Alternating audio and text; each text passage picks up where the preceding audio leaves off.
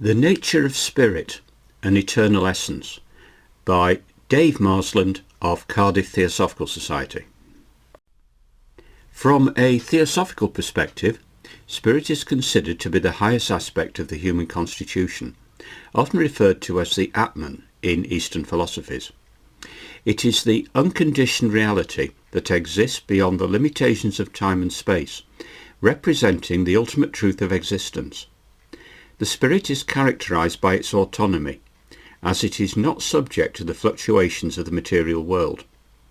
This aspect of the self is often described in terms of its unity with the divine, suggesting that each individual spirit is a fragment of a greater cosmic whole. This understanding invites individuals to recognize their connection to a larger spiritual reality, fostering a sense of belonging and purpose. Furthermore, the spirit is perceived as a source of consciousness, providing the foundation for all cognitive and emotional experiences. It is through the spirit that individuals can access higher states of awareness and engage in profound spiritual practices aimed at self-realization and enlightenment. Consequently, the cultivation of one's spiritual essence is paramount in theosophical teachings, as it facilitates the individual's journey toward understanding their true nature and purpose.